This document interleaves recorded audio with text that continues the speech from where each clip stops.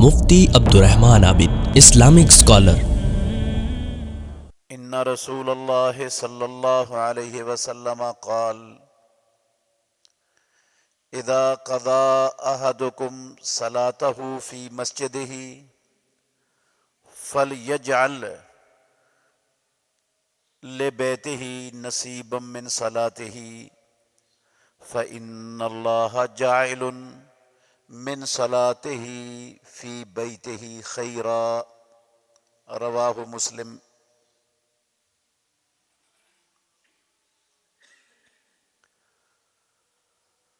ہر قسم کی حمد و ثنا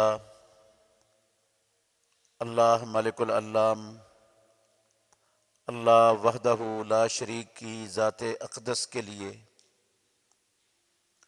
بے شمار انگنت لا تعداد درود و سلام سید الاولین والآخرین، خاتم النبیین، رحمت للعالمین، محمد الرسول اللہ صلی اللہ علیہ وآلہ وسلم کی ذات گرامی کے لیے۔ عزیز بھائیو، ہم نوافل کے حوالے سے کتاب و سنت کی نصوص سن رہے ہیں۔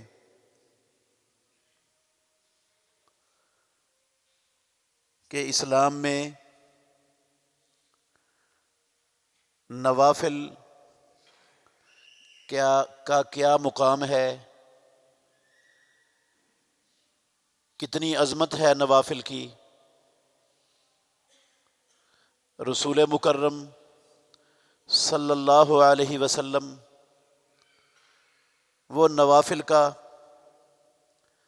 کس قدر اہتمام کرتے تھے، اور آپ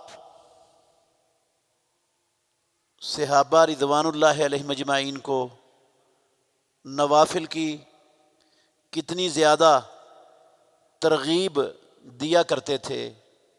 بہت سی باتیں ہم نے سنی ہیں، اور یہ بھی سنا ہے کہ رسول مکرم صلی اللہ علیہ وسلم پانچوں فرضی نمازوں سے پہلے اور فرضی نمازوں کے بعد 31 رکعتیں آپ پڑھا کرتے تھے، رسول اللہ صلی اللہ علیہ وسلم سے ثابت ہیں۔ وہ 31 رکعتوں کی تفصیل ہم نے سنی ہے۔ آج بھی نفلی نماز کے حوالے سے ایک دو باتیں آپ کے گوش گزار کرنا چاہتا ہوں۔ ان میں سے پہلی بات یہ ہے کہ نفل نماز مسجد میں بھی پڑھی جا سکتی ہے، گھر میں بھی پڑھی جا سکتی ہے، اپنی دکان پر دفتر میں بھی پڑھی جا سکتی ہے، کسی صحرا جنگل بیابان میں بھی پڑھی جا سکتی ہے۔ جگہ کا پاک اور صاف ہونا شرط ہے۔ جہاں بھی جگہ پاک صاف ہوگی وہاں پر نفل نماز پڑھی جا سکتی ہے، لیکن نفل نماز مسجد میں پڑھنے کی بجائے گھر میں پڑھنا زیادہ فضیلت کا باعث ہے۔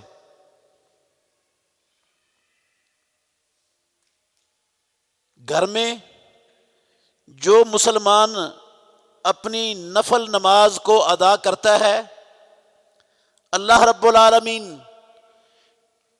نوافل گھر میں پڑھنے کی وجہ سے گھر میں رحمت نازل فرما دیتے ہیں۔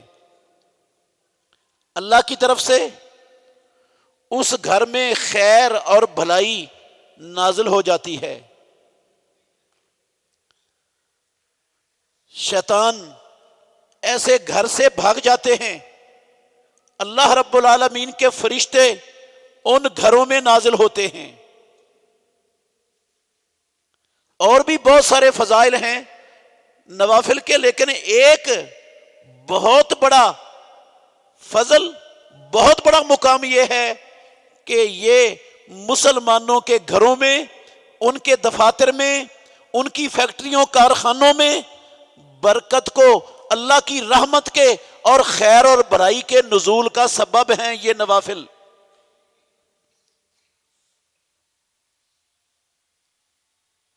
جو حدیث آپ نے سنی ہے صحیح مسلم شریف سے، حضرت جابر بن عبداللہ رضی اللہ عنہما کہتے ہیں کہ رسول مکرم صلی اللہ علیہ وسلم نے فرمایا، جب تم میں سے کوئی بندہ اپنی مسجد میں اپنی فرض نماز پوری کر لے، فرض نماز پڑھ چکے،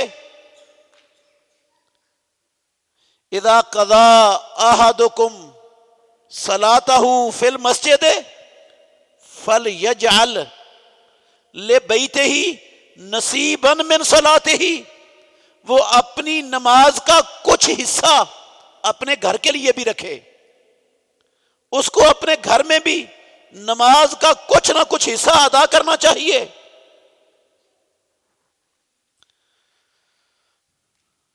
فإن اللہ جاعل من صلاتہ فی بیتہ خیرا، اس کے گھر میں نماز پڑھنے کی وجہ سے اللہ رب العالمین اس کے گھر میں خیر اور برکت لاتے ہیں۔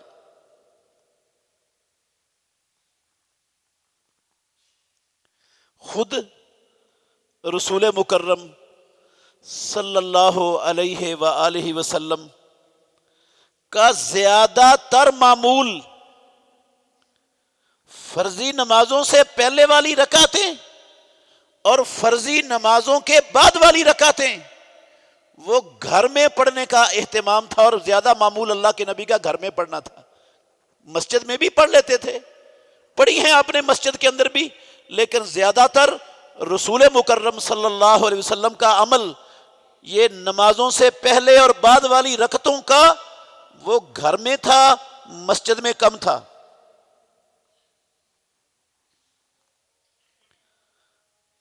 حضرت زید بن ثابت رضی اللہ عنہ کی ایک لمبی حدیث ہے صحیح بخاری میں، اس میں ہے رسول اللہ صلی اللہ علیہ وسلم نے فرمایا، اجعلوا ایھا الناس اجعلوا فی بیوتکم من صلاتکم، لوگو اپنے گھروں میں اپنی نماز کا کچھ حصہ پڑھا کرو، فإن افضل الصلاة صلاة المرء فی بیتہ الا المکتوبہ، بندے کی زیادہ اجر و ثواب والی اور زیادہ فضیلت والی نماز وہ نماز ہے جو اپنے گھر میں پڑھتا ہے فرضی نماز کے علاوہ۔ فرضی نماز یہ تو ہم ہمیشہ سنتے ہیں، مسلمان مرد پر مسجد میں باجماعت پڑھنا فرض ہے۔ فرضی نماز گھر میں بغیر کسی شرعی عذر کے کوئی پڑھتا ہے تو اس کی نماز ہوتی نہیں۔ کوئی مسلمان مرد بغیر کسی شرعی عذر کے فرض نماز اپنی دکان میں، دفتر میں، فیکٹری کارخانے میں، اپنے گھر میں پڑھتا ہے، اس کی نماز نہیں ہوتی۔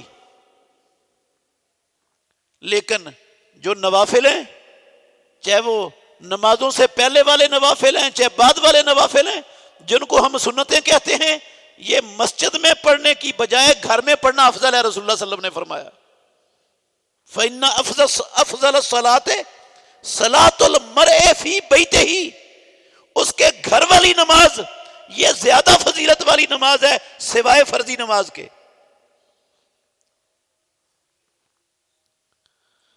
حضرت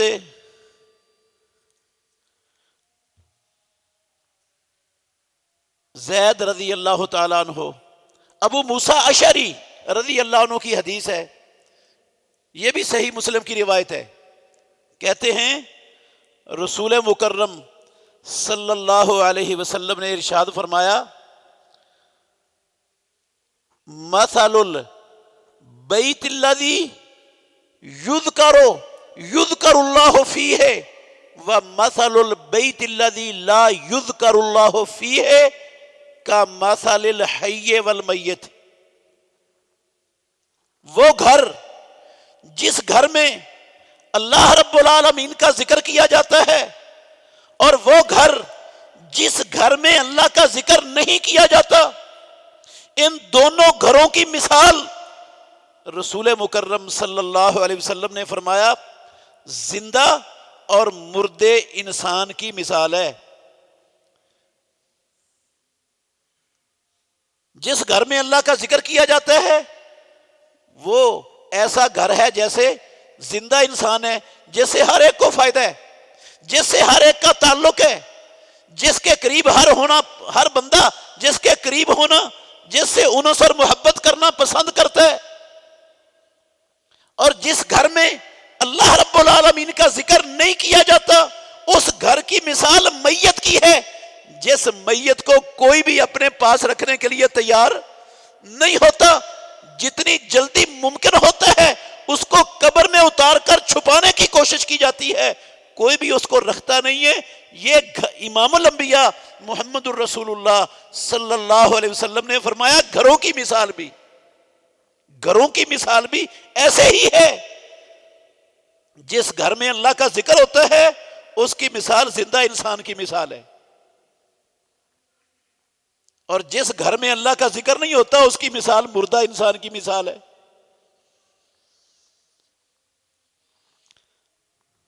تو ہمیں ان احادیث سے یہ بات ثابت ہوتی ہے۔ اور رسول اللہ صلی اللہ علیہ وسلم سے پوچھا ایک صحابی نے، کہنے لگے اللہ کے نبی مجھے یہ بتاؤ کہ میں اپنے گھر میں نماز پڑھوں یہ افضل ہے یا میں مسجد میں نماز پڑھوں یہ افضل ہے؟ رسول اللہ صلی اللہ علیہ وسلم سے پوچھا۔ سنن ابن ماجہ میں، صحیح ابن خزیمہ میں، دونوں میں حسن سند کے ساتھ یہ روایت موجود ہے۔ اللہ کے نبی مجھے یہ خبر دیجئے، بتائیے کہ میں اپنے گھر میں نماز پڑھوں یہ افضل ہے یا میں مسجد میں جا کے نماز پڑھوں یہ افضل ہے؟ تو رسول مکرم صلی اللہ علیہ وآلہ وسلم نے فرمایا الا ترى الی بیتی ما اقربہ الی المسجد، کیا آپ میرا گھر نہیں دیکھتے ہو؟ میرا گھر مسجد کے کتنا زیادہ قریب ہے، بالکل مسجد کی دیوار کے ساتھ میرا گھر ہے، مسجد کے قریب ہے، اس کے باوجود لأن اصلی فی بیتی احب الی من ان اصلی فی المسجد الا ان تکون صلاة مکتوبۃ۔ امام الانبیاء نے فرمایا میں محمد مسجد کے اس قدر قریب گھر ہونے کے باوجود مجھے یہ پسند ہے کہ میں اپنے گھر میں نماز پڑھوں مسجد میں نماز پڑھنے کی بجائے۔ ہاں اگر فرضی نماز ہے وہ تو مسجد میں ہی پڑھنی، فرضی کے علاوہ سنتیں پہلے والی ہیں یا سنتیں بعد والی ہیں، مجھے یہ زیادہ پسند اور زیادہ محبوب ہے کہ میں مسجد کی بجائے اپنے گھر میں یہ پڑھوں۔ اور یہ بھی فرمایا رسول اللہ صلی اللہ علیہ وسلم نے، عبداللہ بن عمر رضی اللہ عنہما کی حدیث ہے، صحیح بخاری شریف کے اندر موجود ہے، کہتے ہیں رسول اللہ صلی اللہ علیہ وسلم نے فرمایا کہ اجعلوا فی بیوتکم من صلاتکم ولا تتخذوها قبورا، اپنی نماز کا کچھ حصہ اپنے گھروں میں بھی ادا کیا کرو اور اپنے گھروں کو قبرستان مت بناؤ۔ صحیح بخاری شریف کے لفظ ہے. اس کا مطلب ہے قبرستان اللہ کی زمین پر ایسی جگہ ہے جہاں نماز نہیں پڑھی جاتی. اور اگر مسلمان اپنے گھر میں بھی نوافل کا اہتمام نہیں کرتا، وہاں نوافل نہیں پڑھتا، تو وہ بھی قبرستان کے مشابہ ہو جاتا ہے گھر. وہ تو گھر تو ایسی نہیں ہے کہ وہاں نماز نہ پڑھی جائے، وہ تو قبرستان ہے. اس لیے اجعلوا من صلاتکم فی بیوتکم ولا تتخذوها قبورا. رسول اللہ صلی اللہ علیہ وسلم نے فرمایا اپنی نماز کا کچھ حصہ، پہلے والی سنتیں، بعد والی سنتیں، وہ اپنے گھر میں پڑھو. گھر میں پڑھنا زیادہ فضیلت کا باعث ہے، اللہ کی طرف سے خیر و بھلائی کے نازل ہونے کا سبب ہے. صرف خیر و بھلائی کے نازل ہونے کا سبب نہیں، ریاکاری سے بھی بہت زیادہ دور ہے. بندہ جب پڑھتا ہے نا لوگوں کے سامنے تو شیطان خام خواہ بندے کے جسم میں خون کے اندر رگوں میں خون کی طرح گردش کر رہا ہوتا ہے. وہ بندے کو کہتا ہے تجھے فلاں دیکھ رہا ہے، فلاں دیکھ رہا ہے، سارے لوگ تجھے دیکھ رہے ہیں، ذرا اچھی کر نماز، زیادہ سنتے پڑھ، خشوع خضوع سے پڑھ. بڑا بے ایمان ہے، وہ ضائع کرنا چاہتا ہے. اور جس بندے کے عمل میں ریاکاری آ جائے، نمود آ جائے، دکھلاوا آ جائے، جس عمل سے للہیت ختم ہو جائے، وہ عمل انسان کے لیے اجر اور ثواب کا باعث نہیں ہوتا، وہ عمل انسان کے لیے قیامت والے دن وبال بن سکتا ہے. وہ وبال بن جاتا ہے.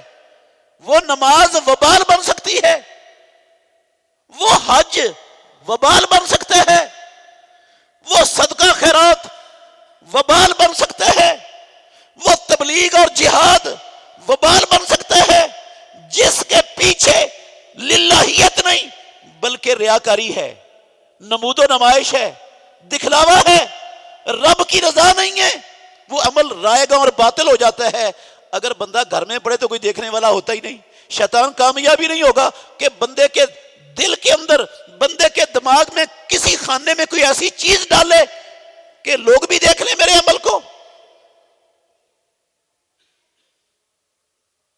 وہ 3 لوگ جن کو سب سے پہلے جہنم میں ڈالا جائے گا یہی تھے نا. ایک عالم تھا، دعوت دینے والا، تعلیم دینے والا. ایک شہید تھا، جہاد کرنے والا. ایک سخی تھا، سخاوت کرنے والا. عمل بہت بلند تھے، بڑے اونچے عمل تھے، لیکن سب سے پہلے جہنم میں اس لیے جا رہے ہیں کہ شیطان نے ان کے ذہنوں کے اندر خلل پیدا کر دیا تھا. للہیت کی بجائے ریاکاری اور دکھلاوا ان کا مقصود تھا. وہ دے دیا رب نے ان کو، اور آخرت میں اوندے منہ گھسیٹ کر جہنم کے اندر پھینک دیا. سب سے پہلے جہنم میں ڈالے جائیں گے. گھر میں جو بندہ عمل کرتا ہے، نماز پڑھتا ہے، کسی کو کیا پتا پڑھ کے آیا کہ نہیں پڑھا؟ رب کو پتا ہے جس کے لیے وہ پڑھ رہے. عمل باطل ہونے سے محفوظ ہو جاتا ہے، بچ جاتا ہے. اور رسول مکرم صلی اللہ علیہ وسلم کا معمول زندگی کا اس پر بھی عمل ہو جاتا ہے. دوسرا، اس حدیث سے یہ بات بھی ثابت ہو گئی کہ قبرستان میں نماز پڑھنی جائز نہیں ہے. قبرستان سے مراد چاہے اس میں 100 قبر ہے، چاہے 50 قبریں ہیں، چاہے 10 قبریں ہیں، چاہے 1 قبر ہے. ایک قبر سے بھی مقبرہ بن جاتا ہے، قبرستان بن جاتا ہے جہاں 1 قبر بن گئی ہے. وہاں پر نماز پڑھنی درست نہیں ہے. کیوں درست نہیں ہے؟ رسول مکرم صلی اللہ علیہ وآلہ وسلم نے اپنی زندگی کے آخری دنوں میں حضرت زید بن ثابت رضی اللہ عنہ کہتے ہیں پیارے پیغمبر کے اس دنیا سے جانے سے 5 دن قبل،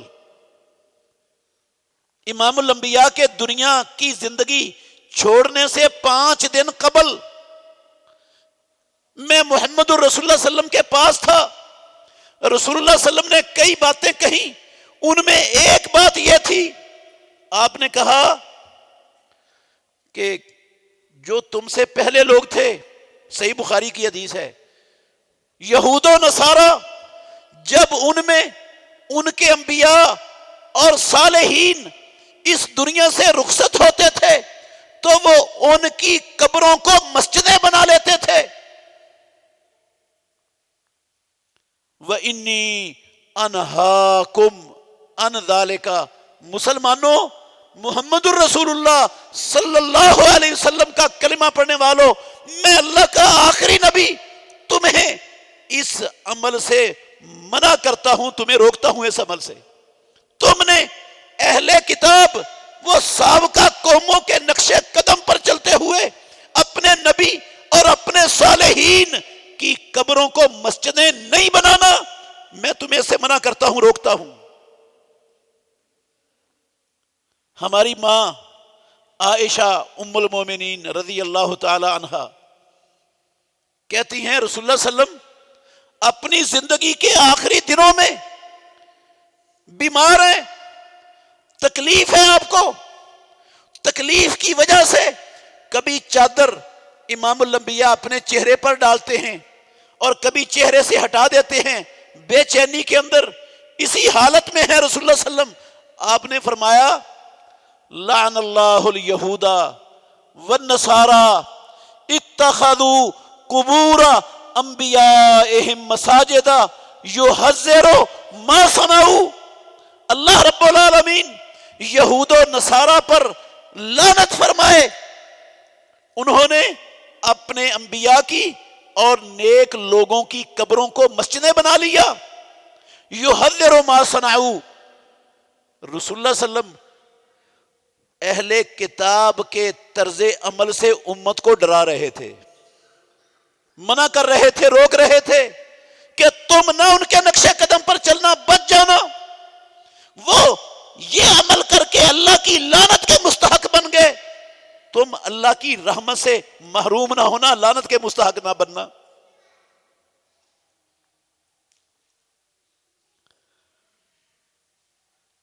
حضرت ام سلمہ ام المومنین رضی اللہ عنہا اور ام حبیبہ رضی اللہ عنہا ام المومنین حبشہ میں تھی۔ حبشہ میں انہوں نے عیسائیوں کا گرجا گھر دیکھا، جب ہجرت کر کے گئی ہیں نا مکہ سے حبشے میں، تو وہاں عیسائیوں کا علاقہ تھا، وہ عیسائی آباد تھے، وہاں ایک گرجے میں گئی، گرجا دیکھا، اس گرجے میں تصویریں بنی ہوئی تھیں۔ جب محمد الرسول اللہ صلی اللہ علیہ وسلم کے پاس واپس مدینہ طیبہ آئیں، آ کر انہوں نے آپ کو خبر دی کہ ہم نے حبشے میں عیسائیوں کے کنیسے کو، ان کے گرجا گھر کو، ان کے عبادت خانے کو دیکھا، انہوں نے بڑا خوبصورت بنایا ہوا تھا، اس میں تصویریں بنی ہوئی تھی، اس میں یہ چیزیں لگی ہوئی تھی۔ تذکرہ کیا اس کا مقصد بظاہر یہی معلوم ہوتا ہے کہ شاید ان کو وہ اچھا لگ رہا تھا، اس کی اچھائی کو بیان کر رہی تھی۔ تو رسول اللہ صلی اللہ علیہ وسلم نے فرمایا ان اولئک اذا مات فیہم نبی، یہ لوگ جب ان میں کوئی اللہ کا نبی اس دنیا سے رخصت ہوتا تھا، کوئی نبی فوت ہوتا تھا، تو بنو علی قبرہ مسجدا وصوروا فیہا تلک الصور، وہ ان کی قبروں پر مسجدیں بنا لیتے اور ان مندروں میں، ان گرجے گھروں میں، ان عبادت خانوں میں وہ یہ تصویریں بنا دیتے۔ آپ نے فرمایا اولئک شرار الخلق عند اللہ، یہ لوگ اللہ رب العالمین کی مخلوق میں سے سب سے بدترین لوگ ہیں، جو اللہ کے نبیوں اور اللہ کے نیک بندوں کی وفات کے بعد ان کی تصویریں بنا لیتے ہیں اپنے عبادت خانوں میں، ان کو لٹکا لیتے ہیں اور ان کی قبروں پر مسجدیں بنا لیتے ہیں۔ یہ ایسے لوگ اللہ رب العالمین کے ہاں مخلوقات میں سے سب سے بدترین ہیں، ان سے بدتر اور ان سے گندا اللہ کی مخلوق میں کوئی نہیں۔ اولئک شرار الخلق عند اللہ، یہ اللہ کی مخلوق میں سے سب سے بدترین لوگ ہیں۔ اگر یہودی یہ کام کریں، عیسائی یہ کام کریں، وہ اللہ کی مخلوق میں سے سب سے بدترین ہو جائیں، اگر ہم یہ کریں مسلمان ہو کر کلمہ پڑھ کر، تو ہم بہتر ہو جائیں گے، ہم خیر و امت رہیں گے؟ اگر وہ لعنتی ہو گئے اس عمل سے، تو میں اور آپ مسلمان کلمہ پڑھنے والے محمد الرسول اللہ کے امتی، جس کام سے آپ نے ہمیں سپیشل طور پر منع کیا ہے اور اپنی زندگی کے آخری لمحات میں روک کر گئے ہیں، وہ کام ہم کریں تو ہمیں اجر ملے گا، ثواب ملے گا۔ ویسے بھی ہمیں یہ بات یاد رکھنی چاہیے، فوت تو سب نے ہونا ہے۔ انسان مسلمان فوت ہوتا ہے تو اس کو قبرستان میں دفن کیا جاتا ہے،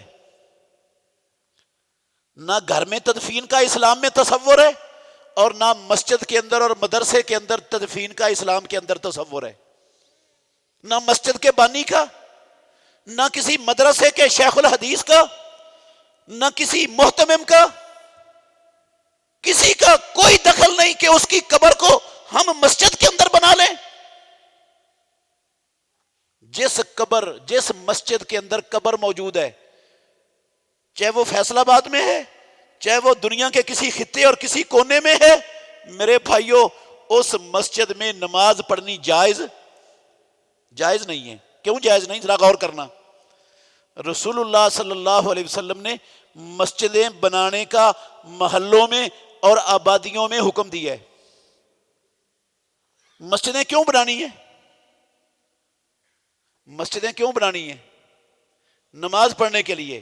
مسجدیں بنانے کا حکم مسجدوں کی ذاتوں کے لیے نہیں ہے کہ مسجد خوبصورت بنا کر چھوڑ دو اور اس میں کوئی نماز پڑھنے والا موجود ہی نہ ہو، یہ کوئی نیکی کا کام نہیں ہے۔ مسجدیں بنانے کا حکم اس لیے ہے کہ مسجدوں کے گرد و نواح میں رہنے والے لوگ وہ اللہ کے گھر میں آ کر، مسجد میں آ کر اسلام کا سب سے بڑا اور اہم فریضہ 5 وقت کی نماز باجماعت ادا کریں۔ اس لیے مسجدیں بنانے کا حکم ہے۔ مسجدیں بنانے کے حکم کے اندر ضمنی طور پر مسجد میں نماز پڑھنے کا بھی حکم ہے۔ مسجدیں اس لیے بنائی جاتی ہیں کہ ان میں کیا پڑھنی ہے؟ نماز پڑھنی ہے۔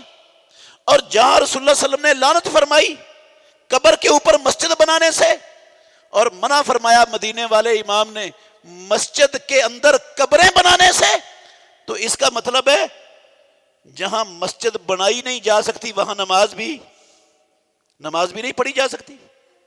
مسجد بنانی جائز نہیں وہاں پر، قبرستان میں ویسے نماز نہیں ہوتی، اور قبر پر مسجد بنانے سے رسول اللہ صلی اللہ علیہ وسلم نے منع فرمایا۔ جہاں مسجد بنانی منع ہے وہاں نماز پڑھنی بھی منع ہے۔ یہ اصول ہے شریعت کا۔ ایک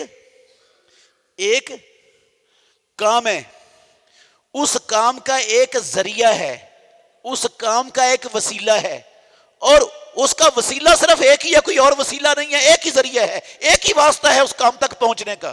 اور جو وسیلہ ہے نا، جو ذریعہ ہے، جو واسطہ ہے، وہ ہے شریعت کے اندر حرام۔ وہ شریعت کے اندر کیا ہے؟ حرام ہے۔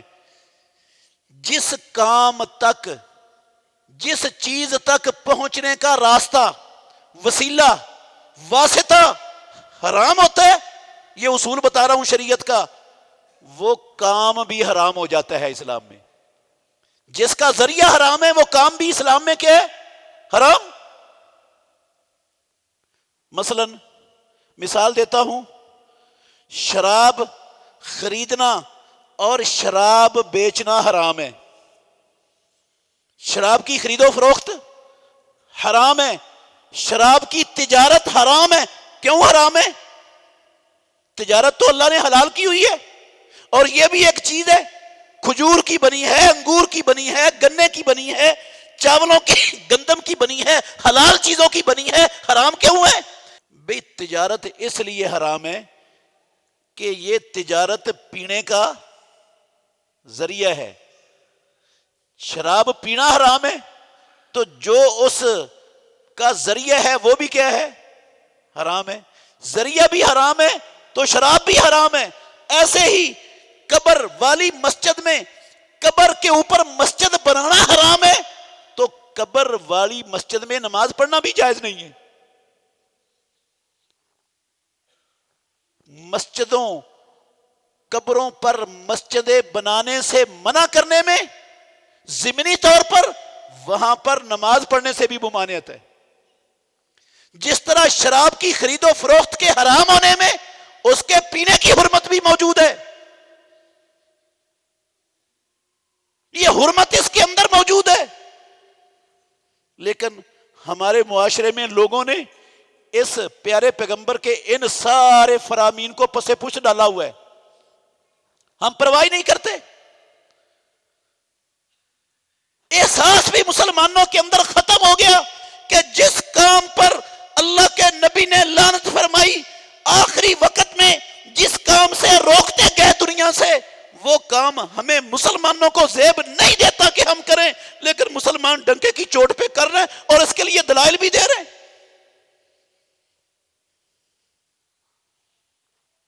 صرف ایک مسجد مستثنا ہے, ایک مسجد مستثنا ہے اس حکم سے. میں نے کہا امام احمد بن حنبل رحمت اللہ علیہ ان کا فتویٰ موجود ہے. امام احمد بن حنبل امام اہل سنہ ہیں. وہ کہتے ہیں کہ قبر والی مسجد کے اندر نماز پڑھنا نماز ہوتی ہی نہیں, اس کی نماز ہی باطل ہے. وہ پڑھ لے 2 مرتبہ 4 مرتبہ 1000 مرتبہ بھی پڑھ لے, وہ کہتے ہیں نماز باطل ہے. وہ نماز ہے ہی نہیں, کیونکہ رسول اللہ صلی اللہ علیہ وسلم نے منع فرمایا ایسی مسجد بنانے سے.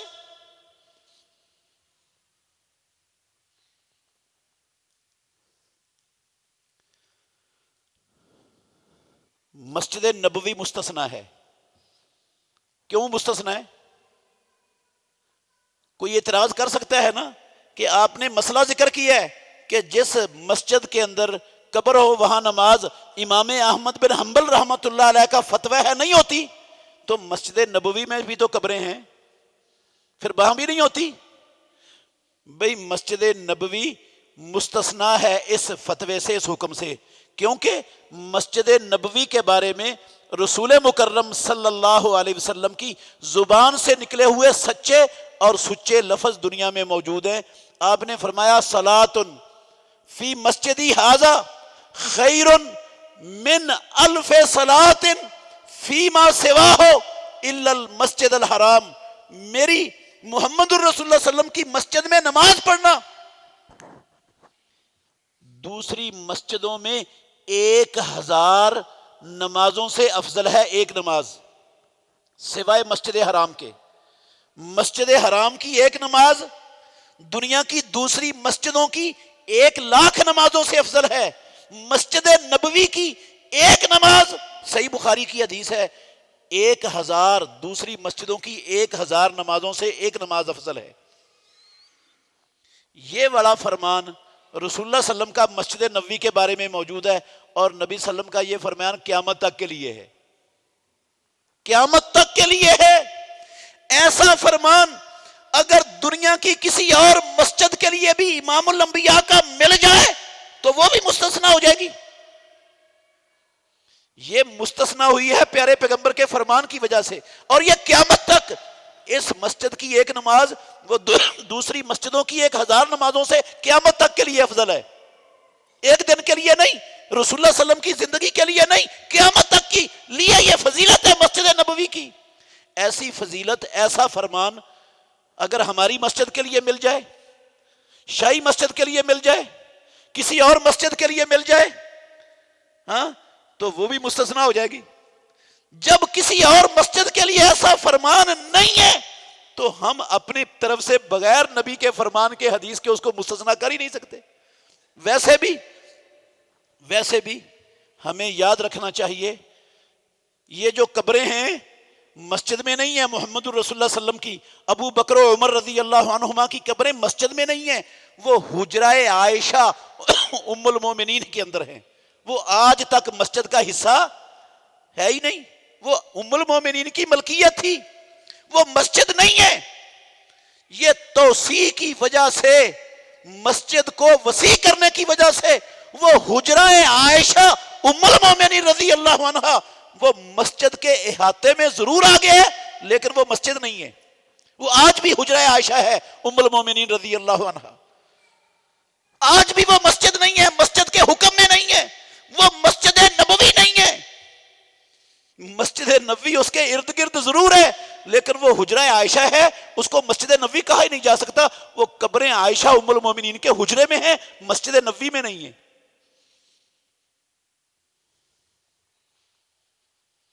اور یہاں پر جو ہمارے ہاں بنتی ہیں, جو ہم بناتے ہیں نبی مکرم کے فرامین کی مخالفت کرتے ہوئے, وہاں پر تو ایسا کوئی مسئلہ ہی نہیں. وہ تو مسجد کے اندر بنائی جاتی ہیں اور مسجدیں قبروں کے اوپر کھڑی کر دی جاتی ہیں. اس لیے یہ دلیل نہیں بنائی جا سکتی کہ مسجد نبوی میں بھی ہے تو اس لیے ہمارے لیے بھی جائز ہو گئی ہیں. بھئی مسجد نبوی کے لیے رسول اللہ کا فرمان موجود ہے, اپنی مسجد کے لیے بھی دکھا دو تو اس کے لیے بھی آ جائے گا. پیارے پیغمبر نے اس مسجد کے لیے بھی کہا ہو کہ اس مسجد کی ایک نماز دوسری مسجدوں کی اتنی نمازوں سے افضل ہے تو یہ بھی مستثنی ہو جائے گی. تو میں بتا رہا تھا کہ رسول اللہ صلی اللہ علیہ وسلم نے فرمایا اجعلوا فی بیوتکم من صلاتکم ولا تتخذوها قبورا. صحیح بخاری کی حدیث. مسلمانوں اپنے نوافل, اپنے فرضوں سے پہلے والی اور فرضوں کے بعد والی سنتیں, یہ جو آپ نے 31 رکعتیں پچھلے خطبات میں سنی ہیں, اللہ کے نبی پڑھتے تھے, ان کی عظمت اور فضیلت بھی سنی ہے. ان رکعتوں کو اپنے گھر میں پڑھا کرو. یہ رکعتیں مسجد کی بجائے گھر میں پڑھنا زیادہ فضیلت کا باعث ہے, زیادہ برکت کا باعث ہے, اللہ کی گھروں میں رحمت کے نزول کا باعث ہے, شیطان کے بھاگنے کا باعث ہے. اور ایک ویسے جائز ہے, میں یہ نہیں کہتا اگر کسی کا وضو بندے کا زیادہ دیر نہیں وہ رکھ سکتا, اس کو خدشہ ہے میں گھر جاؤں گا تو میرا وضو ٹوٹ جائے گا تو میری سنتیں ویسے ہی رہ جائیں گی, تو وہ مسجد میں پڑھ لے. جائز ہے, مسجد میں پڑھنا حرام نہیں ہے. سنتوں کے حوالے سے ایک بات تو یہ سمجھ آئی کہ یہ نفلی عبادت ہے اور نفلی عبادت مسجد کی بجائے گھر میں پڑھنا زیادہ فضیلت والا عمل ہے, زیادہ ثواب کا باعث ہے, زیادہ اجر کا باعث ہے. اور یہ بات بھی ہمیں اچھی طرح ذہن نشین کر لینی چاہیے, پھر کر لینی چاہیے کہ فرضی نماز گھر میں ہوتی ہی نہیں. مسلمان مرد کی گھر میں ہوتی نہیں فرض نماز بغیر کسی شرعی عذر کے. شرعی عذر ہے تو الگ مسئلہ ہے, لیکن شرعی عذر کوئی نہیں. اذان سنی ہے, اذان سن کر مسجد میں آ سکتا ہے, جان بوجھ کے نہیں آتا اپنے گھر میں پڑھ لیتا ہے, کوئی شرعی عذر نہیں. میرے بھائیو, اللہ کے گھر میں کھڑا ہوں, میں اتنی بڑی بات نہیں کر سکتا, میرے پاس یہ اتھارٹی نہیں ہے. میں اللہ کے نبی کا فرمان سنا رہا ہوں. مدینے والے امام نے کہا, حدیث ہے سنن دارا قطنی میں صحیح سند کے ساتھ, پیارے پیغمبر کا فرمان ہے من سمع النداء, جس بندے نے اذان سنی, اذان اس کے کان میں پڑی, وہ اذان سن کر مسجد میں باجماعت نماز پڑھنے کے لیے پہنچ سکتا تھا, نہیں پہنچا, فلا صلاۃ لہ, اس بندے کی نماز ہی نہیں ہے. پڑھ بھی لے گا تو نماز نہیں ہے, چاہے وہ گھر میں پڑھ لے چاہے اپنی دکان پہ بیٹھا بیٹھا پڑھ لے, وہ نماز نہیں ہے. شرعی عذر ہو تو الگ مسئلہ ہے, شرعی عذر کئی ہو سکتے ہیں. بہرحال وہ الگ مسئلہ ہے. میں نے پہلے کئی مرتبہ بتایا کہ شرعی عذر کے بغیر نماز نہیں ہوتی گھر میں مسلمان مرد کی, اس کو مسجد میں جانا لازم ہے.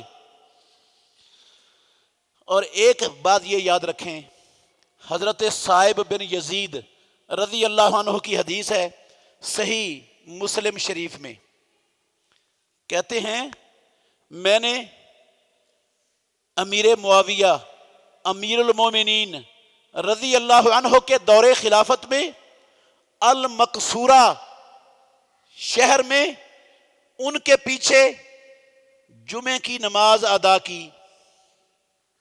یہ دوسرا مسئلہ, یہ نوافل کے حوالے سے آپ کو بتانا چاہتا ہوں جس مسئلے سے ہم بہت زیادہ کرنی کتراتے ہیں اور لا علم ہیں، خاص طور پر ہماری مارکیٹوں میں، بازاروں میں جو بہت جلد مسجد سے جانے والے لوگ ہیں، وہ اس حدیث کی مخالفت کرتے ہیں۔ کہتے ہیں میں نے جب امام نے سلام پھیر دیا، جمعہ ختم ہو گیا، صحیح مسلم شریف کی حدیث ہے، تو میں فوراً اٹھا اور اٹھ کر میں نے نماز پڑھی۔ سلام پھیرنے کے بعد اٹھا، قم تو فصلیت، تو میں نے اٹھ کر جہاں میں نے جمعہ پڑھا تھا وہیں کھڑے ہو کر میں نے نماز پڑھ لی۔ تو امیر معاویہ رضی اللہ تعالیٰ عنہ نے مجھے بلایا، پیغام بھیجا میری طرف۔ میں امیر معاویہ رضی اللہ عنہ کے پاس حاضر ہو گیا۔ صاحب بن یزید کہتے ہیں مجھے امیر معاویہ رضی اللہ عنہ نے کہا جو تو نے آج کام کیا ہے فلا تعود لذالک، دوبارہ زندگی میں کبھی ایسا نہ کرنا۔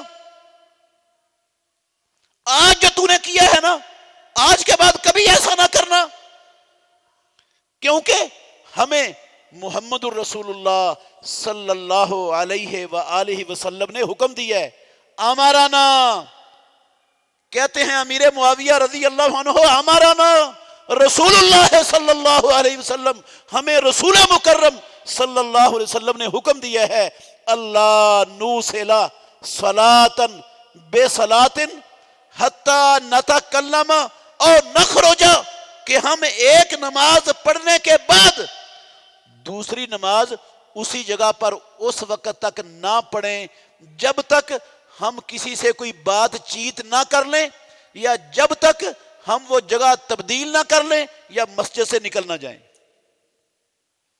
اس کا مطلب ہے جس جگہ پر بندے نے فرضی نماز ادا کی ہے، فرضی نماز کا سلام پھیرنے کے بعد فوری طور پر وہ اٹھ کر وہاں نفل پڑھتا ہے تو یہ جائز نہیں ہے، امام الانبیاء نے منع فرمایا اسے۔ ہاں اگر وہاں نفل پڑھنے ہیں، جلدی بھی ہے اس نے جلدی نکلنا بھی ہے مسجد سے، اس نے بعد والی سنتیں بھی ادا کرنی ہے، سنتوں کا اہتمام کرتا ہے، نوافل کا اہتمام کرتا ہے وہ زندگی میں، تو کم از کم کچھ اذکار کر لے، یا اپنے دائیں بائیں والے سے کوئی بات کر لے، یا کم از کم اپنی جگہ تبدیل کر لے۔ جگہ بھی تبدیل نہیں کی، کسی سے بات بھی نہیں کی، کوئی اذکار بھی نماز کا سلام پھیرنے کے بعد نہیں کیے، بغیر اذکار کرنے کے اسی جگہ پر اٹھ کے نماز پڑھتا ہے، تو یہ امام الانبیاء محمد الرسول اللہ صلی اللہ علیہ وسلم کے فرمان کی، آپ کے حکم کی خلاف ورزی کر رہا ہے، آپ نے منع کیا اسے۔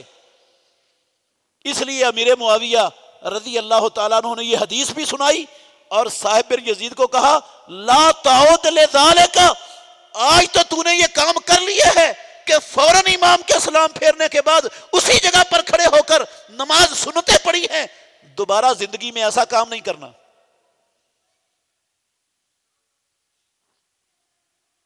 ایسا کام کرنے کی رسول اللہ صلی اللہ علیہ وسلم کی طرف سے ہمیں اجازت نہیں ہے۔ تو سلام جب بندہ پھیر لے اپنی فرضی نماز سے تو اس کو کچھ نہ کچھ اذکار کا اہتمام ضرور کرنا چاہیے۔ کیوں؟ اس لیے کہ رسول اللہ صلی اللہ علیہ وسلم نے فرمایا بندہ جہاں نماز پڑھتا ہے فرض، جب تک وہاں پر بیٹھا رہتا ہے، جتنی دیر بیٹھا رہتا ہے نماز پڑھنے کے بعد، نہ تو وہ بے وضو ہوتا ہے، نہ اس کا وضو ٹوٹتا ہے، نہ کسی دائیں بائیں والے کو دکھ دیتا ہے، نہ تنگ کرتا ہے، نہ تکلیف پہنچاتا ہے کسی کو، بیٹھا ہے وہاں پر اس وقت تک جتنی دیر بیٹھا ہے، 1 منٹ 2 منٹ 10 منٹ 15 منٹ، جتنی دیر بیٹھا ہے، اللہ رب العالمین کے فرشتے کہتے ہیں اللہم اغفر لہ ورحمہ، یا اللہ اس بندے کے گناہ معاف کر دے، یا اللہ اس پر اپنی رحمتوں کی بارش برسا دے۔ مسلسل فرشتے اس بندے کے لیے دعائیں کرتے ہی رہتے ہیں۔ یار فرشتے جو 24 گھنٹے اللہ رب العالمین کی عبادت میں لگے ہوئے ہیں، جن سے ایک لمحے کے لیے بھی اللہ کی نافرمانی سرزد ہوتی نہیں، وہ 24 گھنٹے رب کی عبادت کرنے والے جس بندے کے لیے دعا کریں گے یا اللہ اس کے گناہ معاف کر دے، یا اللہ اس بندے پر رحم فرما، اللہ رحم کرے گا کہ نہیں کرے گا؟ گناہ بخشے گا کہ نہیں بخشے گا؟ اگر فرشتوں کی دعا ہمیں مل رہی ہے تو ہمیں فوراً اٹھ کر کیوں بھاگتے ہیں ہم؟ کئی لوگ سلام پھیرتے ہی نا فٹافٹ پیچھے ہو جاتے ہیں اپنی جگہ سے. یہ جو پیچھے ہو گیا نا اپنی جگہ سے، اپنی جگہ چھوڑ دی ہے، جس جگہ پر کھڑے ہو کر اس نے فرض نماز پڑھی ہے، وہ فرشتوں کی دعا سے محروم ہو گیا، بالکل محروم ہو گیا. فرشتوں کی دعا نہیں ملے گی اسے.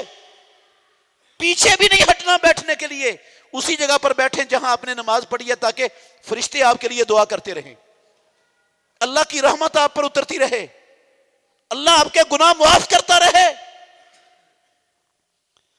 پیچھے ہٹ جانے سے اس جگہ سے کیا ملے گا ہمیں؟ وہاں بیٹھنے سے تو فرشتوں کی دعا ملے گی، پیچھے ہٹنے سے کیا ملے گا؟ وہ جگہ چھوڑنے سے کیا ملے گا؟ محرومی ملے گی. تو کیوں چھوڑے ہم؟ ہاں اگر تنگ ہے جگہ، آپ سکون سے، آسانی سے، اطمینان سے نہیں بیٹھ سکتے تو آگے نکل آئیں تھوڑا سا.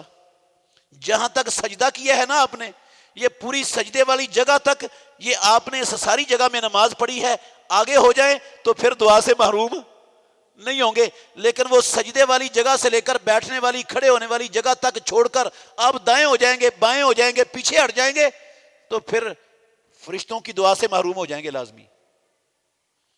اگر چاہیے فرشتوں کی دعا تو پھر کوشش کریں. ویسے میں ہمیشہ کہتا ہوں بھائیوں کو، اللہ ہمیں سمجھنے کی توفیق دے دے، یہ بات ہمیشہ کہتا ہوں، جو روزی اللہ نے میرے اور آپ کے مقدر میں زمینوں آسمانوں کو پیدا کرنے سے 50,000 سال پہلے کی لکھی ہوئی ہے نا، قسم ہے اللہ کی وہ مل جانی ہے. میں چند منٹ سلام پھیرنے کے بعد بھی اذکار کر کے اٹھوں گا، پھر بھی مل جانی ہے. اور اگر میں ایمرجنسی میں سلام پھیرتے ہی اٹھ کر بھاگنے کی کوشش کروں گا تو اس سے زیادہ کوئی نہیں ملنی جتنی رب نے میرے مقدر میں لکھ دی ہوئی ہے، کوئی نہیں لے سکتا میں. تو جب یہ ہمارا ایمان ہے، عقیدہ ہے، پھر ہم اتنی بے رخی اللہ کے نبی کے طریقے پر چلنے سے، نبی کے اسوہ حسنہ کو اپنانے سے اتنی بے رخی ہم نبی کے ساتھ محبت کرنے والے کیوں کریں؟